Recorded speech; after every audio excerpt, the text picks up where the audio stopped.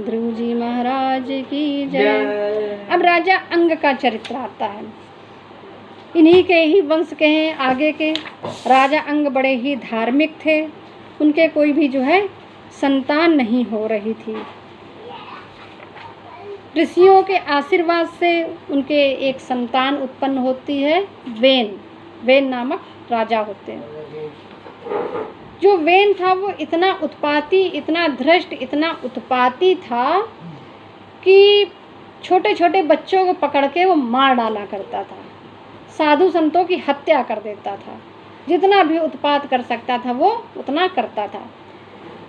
तो राजा अंग जान चुके थे कि मेरा पुत्र जो है मेरा अपयश कर रहा है। वो बड़ा ही दुखी हो गए थे। उन्होंने अपने पत्नी, अपना राज्य, अपना पुत्र त्याग दिया है। उन्होंने वैराग्य धारण कर लिया है और वो जंगल में चले जाते हैं भगवान में ध्यान लगाने के लिए, तपस्या करने के लिए। इधर राजा वेन को जो ही बैठाल दिया जाता है, राज्याभिषेक कर दिया जाता है। लेकिन राजा वेन ने पूरे राज्य में घोषणा करा दी है कि राजा में ही सूर्य होता है, चंद्रमा होता है, गंगा होती है, यमुना होती है, पृथ्वी होती है, ब्रह्म होता है, सब कुछ राजा में होता है। तो तुम लोग केवल मेरी पूजा करो। इसके सिवा कोई भी व्यक्ति जो है कहीं कोई जो है यज्ञ हवन पूजन नहीं करेगा। किसी देवता की पूजा नहीं करोगे। जो साधु संत महात्मा उनके राज्य में रहते थे सब बड़े ही दुखी हो जाते हैं। सोचने लगते हैं कि क्या अधर्म होने लगा है। जो परम ब्रह्म परमात्मा है, अविनाशी है, जिसकी हम सब संतान है, उसकी पूजा से हमको विमुख कर दिया है। सबने सोचा है कि चलो चलते हैं, समझाते हैं चल करके राजा वेन को। तो राजा वेन को समझाने के लिए सभी ऋषि मुनि आते हैं, लेकिन राजा वेन नहीं मानता है। तब सभी संतों ने अपना गुट बना लिया। उन्होंने सोचा है कि हम लोग अपने तेज से चल के ही उसको भस्म कर देंगे। देखो तेज में इतनी शक्ति होती है कि एक अपराधी व्यक्ति उसके सामने ठहर नहीं सकता है। सभी संत महात्मा जाते हैं, कहते हैं कि परम ब्रह्म अविनाशी तो बहुत बड़ा विराट है, हम सब उसके अंशी, हम सबको उसकी ही पूजा करनी चाहिए, उसका ही ध्यान करना चाहिए, मत करो ऐसा अनर्थ। वो नहीं मानता है। तभी सब साधु हुंकार भरते हैं। राजा वेन इन्हें इतने पाप कर रखे थे कि उसके अंदर कोई शक्ति नहीं बची है और वो वहीं पर भस्म हो जाता है। अब राजा वेन की पत्नी ने अब उसके शरीर को उठा करके रख लिया है, सुरक्षित कर लिया है कुछ केमिकल्स के द्वारा। बाद में समय आता है, साधु संत सोचते हैं कि अब राज्य में जो है कोई भी राजा नहीं रह गया है, कहीं चोर उचक्के आदि जो है लूटपाट ना मचा दे, इसलिए कोई राजा होना चाहिए। यह सोच करके वो उसकी पत्नी के पास जाते हैं। उन्होंने उसके शरीर को निकाला है और उसके शरीर से निकाल करके पैर का, राजा वेन के पैर का मंथन किया है। तो मंथन करने से एक बड़ा ही काला भयंकर राक्षसी टाइप का जीव उत्पन्न होता है व्यक्ति। तो वो देखता है, कहता है कि मैं क्या करूं, मैं कौन हूं। तो उसने कहा निषीद निषीद निषिद्र निखिद्र, दूर हट, बैठ जा, ऐसा बोल दिया संतों ने। जान गए कि निखिद्र टाइप का है। तो उसी से निषाद जाति बन गई, यानी मांस मछली भक्षण करने वाली वो जाति बन गई। अब उन्होंने सोचा है संतों ने कि ये तो राजा बनने के योग्य नहीं है, इसमें कोई राजोचित गुण नहीं है, छत्रित्व नहीं है, बल नहीं है, सुंदरता नहीं है। उन्होंने कहा कि भुजा का मंथन करना चाहिए। तब उन्होंने उनकी दाहिनी भुजा का मंथन किया है। मंथन करने से बड़ा ही सुंदर युवक के रूप में राजा पृथु जी उत्पन्न हो गए। एक जोड़ा उत्पन्न हुआ है पुरुष और स्त्री का, राजा पृथु और अर्ची।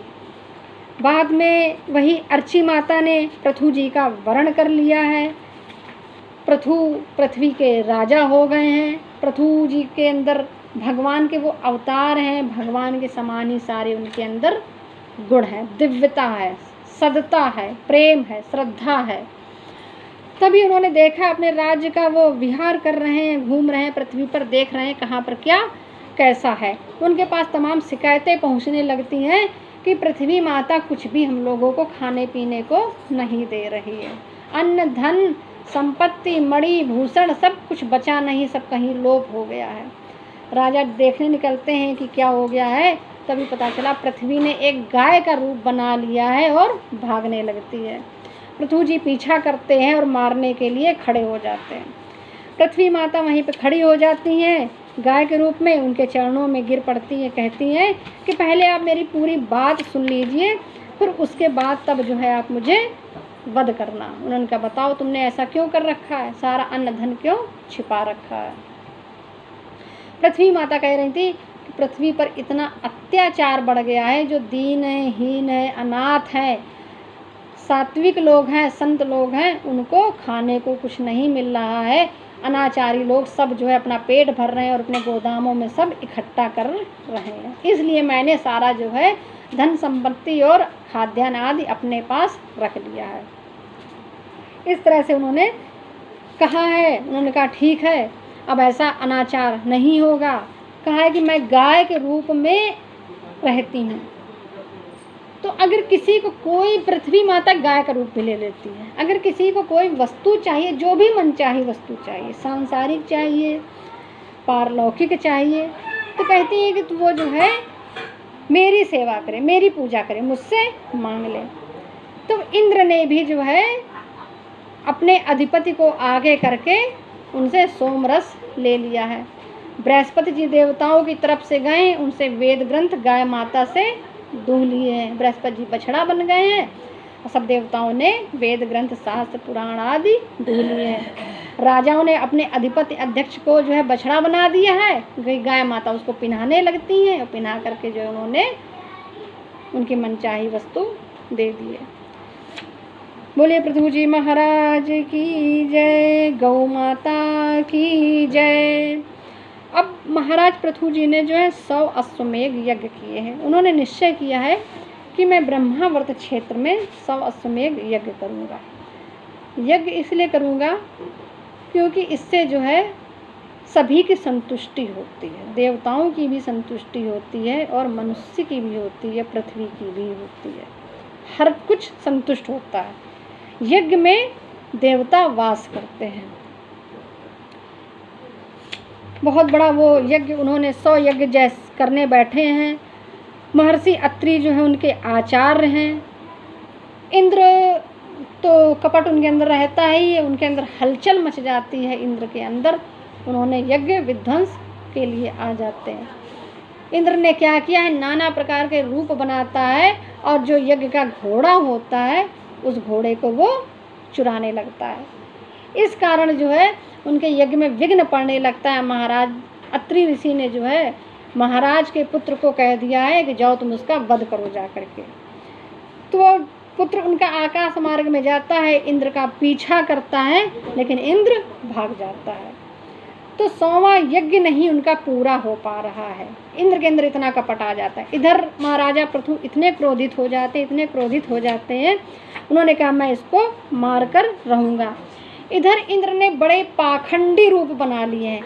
कभी वो एक सन्यासी का वेश बना लेता, कभी बाबा का वेश बना लेता, कभी वो घोड़े का रूप बना लेता, कभी हाथी का रूप बना लेता, नाना प्रकार के पाखंड का रूप वो बना लेता है और यज्ञ नहीं होने दे रहा है। महाराजा पृथु परेशान हो जाते, लेकिन उन्होंने और अत्रि ऋषि ने सोच लिया है कि हम जो इसका वध करके रहेंगे। तभी वहाँ पर ब्रह्मा जी आते हैं और भगवान विष्णु जी आते हैं, कहते हैं कि तुम लोग जो है अब इस यज्ञ को यहीं पर बंद कर दो, क्योंकि जो इंद्र है वो भी परमात्मा का अंश है और तुमने जो संकल्प लिया था, तुम्हारे संकल्प से तुम्हारा ये यज्ञ तुम अपना इसको पूर्ण समझो, क्योंकि मैं तुम्हारे यज्ञ में अब स्वयं आ गया हूँ। अब तुम्हें 100वां यज्ञ करने की ज़रूरत नहीं है, क्योंकि ये इंद्र जो है इस पाखंड को बहुत बढ़ा रहा है। अगर तुम नहीं मानोगे, इसका इंद्र का वध करोगे, तो नाना प्रकार के ये वेश बनाएगा, यानी पाप को खंड खंड करके वो जो प्रस्तुत कर रहा था वही पाखंड है। पाप को आप कई रूप में बना करके चलें, छलावा, छद्म, वेश, वही पाखंड है। तो पाखंड की उत्पत्ति भी इंद्र ने कर दी। उन्होंने कहा कि इस प्रकार से पाखंड के रूप बहुत ज़्यादा बढ़ जाएंगे तो संसारियों को बहुत भ्रम हो जाएगा उनकी भक्ति के लिए। तो उन्होंने कहा कि तुम अपने स्वरूप को समझो पृथु, तुम मेरा ही स्वरूप हो, तुम मेरा ही अंश हो, तुम्हें जो है अब अपने इस हट को छोड़ दो। तुम जिस कार्य के लिए पृथ्वी पर आए हो तुम उस कार्य को करो, इस प्रजा का जो है तुम पालन करो और यज्ञ कर्म कांड को अब छोड़ दो, मैं तुम्हारे यज्ञ को पूर्ण करता हूँ। इस प्रकार से भगवान ने उनके यज्ञ को पूर्ण कर दिया। तो जो पाखंड की उत्पत्ति हुई है, पाखंड की उत्पत्ति यहीं से हुई है कि जीव भगवान के मार्ग में जब कार्य करने लगता है तब अनेक प्रकार के लोभ प्रलोभन आने लगते हैं। और बहुत से साधु संत महात्मा, सब नहीं लेकिन कुछ ऐसे हैं कि उनका छद्म रूप बना के आते हैं, नाना प्रकार के क्रियाकलाप करके जादू मंत्र दिखाएंगे कि देखो ऐसा हो गया, देखो ये नारियल के अंदर से बीज निकल आया, फूल निकल आया, पैसा निकल आया, हाथ में आगी लगा ली, तमाम प्रकार के पाखंड, यही पाखंड है। तो अपने स्वरूप में स्थित हो, तुम ही सत्य हो, तुम्हारे अलावा बाकी सब असत्य है। भगवान ने स्वयं आकर के ऐसा उपदेश दिया है। पृथु जी शांत हो जाते हैं। फिर पृथु जी ने जो है बहुत बड़ा सत्र किया है, सत्संग किया है। सत्संग के पश्चात जो है उनको सनकादि ऋषि आते हैं, उन्होंने भगवान की महिमा का गान किया है, तत्व ज्ञान बताया है कि तत्व ज्ञान क्या है, ब्रह्म तत्व का उपदेश दिया है कि ब्रह्म तत्व को पकड़ो, योगी बनो। तमाम प्रकार के योग हैं, जप योग, हठ योग, ध्यान योग, लय योग, भजन योग, वियोग, श्रृंगार योग, प्रेम योग।